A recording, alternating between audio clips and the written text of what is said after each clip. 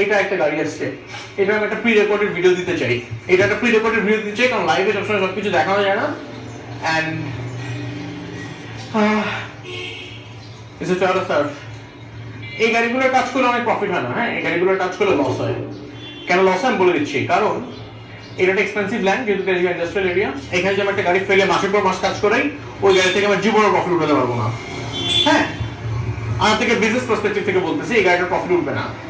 কিন্তু এই গাড়িটা করে আমি যেভাবে মজা পাই, এটা একটা নর্মাল কাজ করে মজা পাই না। খুব বেশি মজা পাই হচ্ছে গাড়ি ডেন্ট পেন্ট করে, মানে রং করে যে ভালো লাগে, আনবিটেবল এক্সপিরিয়েন্স। হ্যাঁ, সো এই তো সেই গাড়ি, পুরোনো গাড়ি আসছে, 90s এর গাড়ি।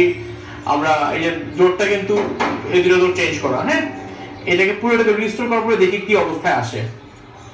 যদি ভেতরটা দেখাতে পারি তাহলে বলা যাবে যে ভেতরের অবস্থা নাই। এগুলো কিন্তু মানুষ আসলে চালানোর জন্য করে না, শখের জন্য করে। হ্যাঁ, যেই করছে ভেতরের কোনো অবস্থা নাই। সো এই তো, মানে এটা যখন আমরা ডেলিভার করবো তখন এটা এরকম থাকবে না, একটু change. Thank you so much. Thank